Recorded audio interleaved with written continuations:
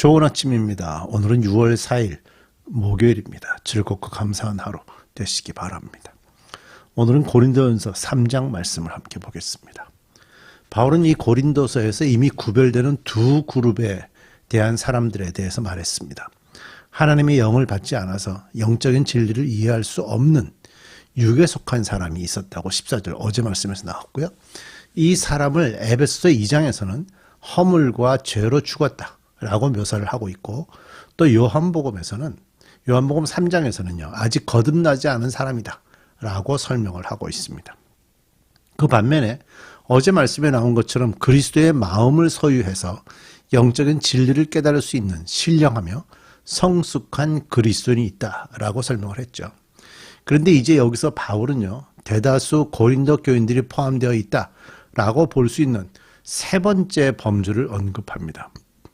이들이 바로 아직까지도 육신에 속해 있는, 그러니까 육적 그리스도인 혹은 육신에 속한 사람이라고 3절에 표현되는데, 그 단어가 이제 헬라어로 사르키코스라는 단어입니다. 자, 우리 함께 이러한 부류의 특징이 무엇인지, 그리고 또 바울은 그것에 대해서 어떻게 설명하고 어떤 미래를 제시하는지 함께 살펴보도록 하겠습니다. 고린도전서 3장 1절부터 15절까지 말씀입니다. 형제자매 여러분, 나는 영에 속한 사람에게 말하듯이 여러분에게 할 수 없어서 육에 속한 사람, 곧 그리스도 안에서 어린아이와 같은 사람에게 말하듯이 하였습니다. 나는 여러분에게 젖을 먹였을 뿐 단단한 음식을 먹이지 않았습니다. 그때에는 여러분이 단단한 음식을 감당할 수 없었습니다. 사실 지금도 여러분은 그것을 감당할 수 없습니다.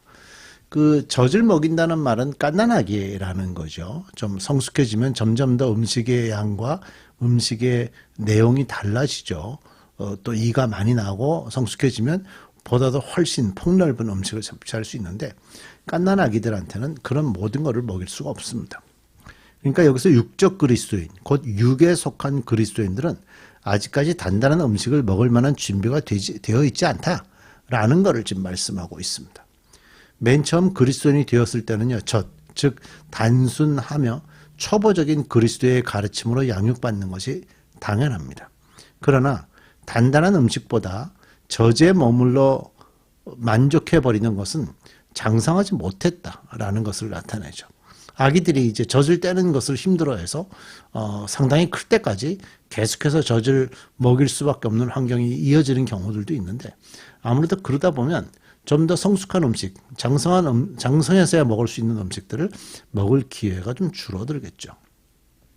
저는 요즘에 교회에 출석하는 많은 그 교인들의 모습을 보면서 알 수 있다고 생각합니다. 제가 왜 이들을 교인이라 그러는가? 그리스도인이 되었다라고 얘기를 하는데, 그리스도인이 된 순간, 그러니까 구원을 받은 그 순간, 갓난아이가 세상에 태어난 그 순간, 젖밖에는 먹을 것이 없는 그 순간에 머물러 있는 교인들이 굉장히 많다 하는 생각이 듭니다. 그래서 그들이 요구하는 말씀 역시 젖을 먹는 정도의 수준에 머물러 있죠. 조금만 어려운 말씀을 전해도 그들은 반발하기도 하고 거부하기도 하고 받아들이려고 하지 않습니다. 왜? 그걸 소화시키는 순간 자신이 해야 될 모습들이 좀 더 성숙하면 스스로가 감당해야 되잖아요. 그 성숙한 모습을 내는 게 불편하기 때문에 거절하는 경우들이 허다합니다. 아직 단단한 음식을 먹을 만큼 성장하지 않았기 때문이다 하는 걸 볼 수 있죠. 3절입니다. 여러분은 아직도 육에 속한 사람, 아까 얘기했던 사르키코스라는 사람들이죠. 육에 속한 사람들입니다. 여러분 가운데 시기와 싸움이 있으니 여러분은 육에 속한 사람이고 인간의 방식대로 살고 있는 것이 아닙니까?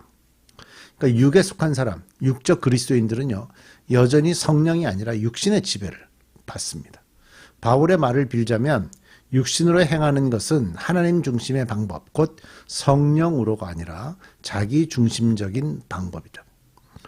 고린도 교회의 자기 중심적인 생각과 미숙한 것의 증거들을 살펴볼 필요가 있는데요. 4절에 보면 이런 표현이죠. 바로 다음에 나오는데, 나는 바울파다, 나는 아볼로파다, 이런 표현들이 나와요. 이런 것 자체가 자기 중심적인 행위들이다라고 볼 수가 있는 거죠. 분쟁과 개인 숭배를 낳았던 그들의 미숙, 그리고 자기 중심적인 사고를 보고 바울은 이제 그러한 태도의 어리석음을 4절부터 표현하면서 그들의 마음에 호소하는 내용이 있어요. 바울이 이런 어리석음을 어떻게 말하는지 한번 살펴보는 게 필요합니다. 자, 4절부터 읽어볼게요. 어떤 사람은 나는 바울파다 하고 또 다른 사람은 나는 아볼로파다 한다면 여러분이 육에 속한 사람이 아니고 무엇이겠습니까? 아볼로는 무엇이고 바울은 무엇입니까? 아볼로와 나는 여러분을 믿게 한 일꾼들이며 주께서 우리에게 각각 맡겨주신 대로 이해했을 뿐입니다. 자, 바울과 아볼로와 다른 그리스도인 지도자들은요, 그리스도의 종 또는 사역자들일 뿐입니다. 그런데 왜 이들을 숭배의 대상으로 삼았냐? 이들을 왜 지도자의 대상으로 삼았느냐? 그들에게 각각 다른 직무와 다른 은사를 주신 분은 바로 예수님이었지요. 따라서 그리스도인의 사역은 서로 협력 관계에 있지 경쟁 대상일 수 없습니다. 그래서 나는 바울파와 아볼로파가 서로 경쟁해서 뭘 하고 이건 말이 안 되는 겁니다. 서로 협력해서 하나님의 집을 이루어가야 되는데 그러지 못한 사고는 철저하게 이들은 육적인 그리스도인이다 라고 볼 수가 있는 겁니다. 6절 나는 심고 아볼로는 물을 주었습니다. 그러나 하나님께서 자라게 하셨습니다. 그러므로 심는 사람이나 물을 주는 사람은 아무것도 아니요 자라게 하시는 분은 하나님뿐이십니다. 심는 사람과 물 주는 사람은 하나이며 그들은 각각 수고한 만큼 자기의 삭슬을 받을 것입니다. 우리는 하나님의 동역자요 여러분은 하나님의 밭이며 하나님의 집입니다. 자, 한 사람은 심고 다른 사람은 물을 주었지만 하나님이 자라나게 하시는 거죠. 심는 사람이 자라나게 하거나 물 주는 사람이 자라나게 하거나 아닙니다. 하나님이 자라나게 하는 거죠. 따라서 하나님 없이는 아무것도 성취될 수 없습니다. 이 말은 모든 영광을 사람이 아닌 하나님께서 받으셔야 한다라는 의미를 갖고 있는 거죠. 하나님께서 일하실 때 여러 형태의 사역들을 필요로 하십니다. 심는 사람과 물 주는 사람 서로 다르고요. 각각 수고한 만큼 다양한 역할 속에서 다양하게 한다는 거죠. 따라서 이것보다 저것을 더 선호하기로 결정하는 것 어리석은 일입니다. 나는 물 주고 싶은데 왜 내가 심어야 되지? 예, 그런 건 좀 어리석은 일입니다. 고린도 교인들이 하나님의 밭이요 하나님의 집이라면 가장 중요한 분은 하나님이시지 밭이나 집에서 일하는 자가 아닙니다. 그러니까 바울이나 아볼로는 그냥 집에서 일하는 자일 뿐인데 그들을 숭배하는 건 옳지 않다는 얘기죠. 오늘날의 그리스도인들도 역시 인기 있는 스승이나 지도자들 또는 매스컴, 요즘 같은 경우는 유튜브 이런 것들을 통해서 알려져 있는 유명한 사역자에게 지나친 비중을 두는 위험, 이런 위험에 우리가 빠져 있다라고 볼 수가 있죠. 자, 10절입니다. 나는 하나님께서 나에게 주신 은혜를 따라 지혜로운 건축가와 같이 터를 닦아 놓았습니다. 그런데 다른 이가 그 위에다가 집을 짓습니다. 그러나 어떻게 집을 지을지 각각 신중히 생각해야 합니다. 아무도 이미 닦아놓은 터, 곧 예수 그리스도밖에 또 다른 터를 놓을 수 없습니다. 그러니까 하나님이 주신 은혜를 따라서 이렇게 터를 닦아놨는데 터에다가 집을 쌓는 것은 또 다른 사람이 집을 쌓을 수 있는 거예요. 그래서 다른 이가 그 위에다 집을 짓는다고 하는 거예요. 자, 9절에서 고린도 교인들은 하나님의 집으로 생각한 바울은요, 이제 그 주제를 발전시켜서 하나님의 감독하에 그 집을 조심스럽게 지어가는 일의 중요성을 강조하고 있는데요. 그래서 바울은 먼저 자신의 소명을 하나님께 받았다라고 강조하면서 이 소명이라는 단어는 부르심, 그러니까 하나님이 나에게 역할을 주셨다라는 정도, 너 이제부터 이거 하면 맞아 라고 하는 말씀 한마디, 그게 아니고요. 그것에다가 힘과 은혜까지도 주셨다라는 의미의 단어가 카린이라는 단어인데 이 단어를 여기서 쓰고 있다는 거예요. 어느 누구도 전도와 가르침의 직무를 가볍게 맡아서는 안 됩니다. 그리고 바울은요, 터를 닦는 사명을 맡았다라고 얘기하죠. 그 터가 무엇이어야 되냐? 예, 그 터는 예수 그리스도만이 유일한 터라고 지금 강조하고 있죠. 그리고 이제 바울도 역시 터 닦는 일, 복음 전도는 숙련된 작업이라는 것을 좀 강조하면서 훈련 받아야 됩니다. 사실 교회들이 훈련시키는 일에 집중하고 있거든요. 그 이유는 훈련받지 않은 상태에서의 사역은 미숙할 수밖에 없기 때문이에요. 그래서 훈련받는 건 굉장히 중요합니다. 대개 교인들은 불편하게 생각하죠. 힘들게 생각하기도 하고요. 그러나 교회가 해야 될 중요한 일 중에 하나입니다. 그리고 터를 바울이 쌓았다고 해서 바울이 집까지 짓는 것은 아닙니다.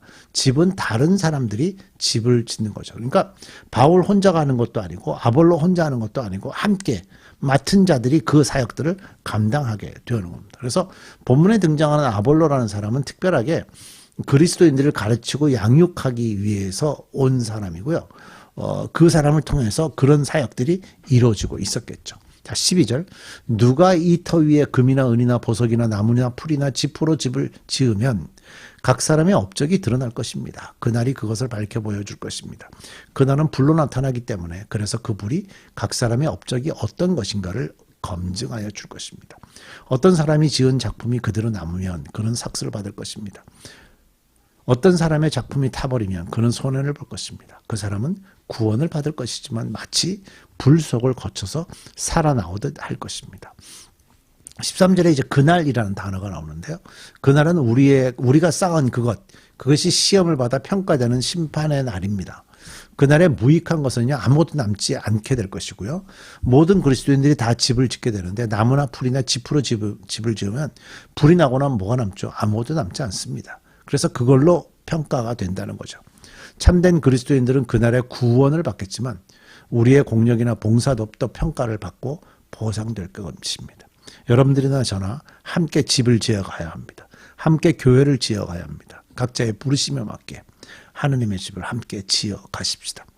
우리 기도하겠습니다. 하나님, 각자의 부르심은 다르고 역할도 다릅니다. 그러나 분명한 것은 그리스도 위에 집을 세워가야 하고 교회를 세워가야 한다는 사실입니다. 우리 모두가 이 말씀을 받게 하시고 우리 브릿지 가족들도 각자에게 주어진 만큼 교회를 함께 세워가서 하나님이 그날에 말씀하시는 그날에 우리의 공력이 살아남는 그런 놀라운 복이 있게 해 주옵소서. 예수님의 이름으로 기도드립니다. 아멘.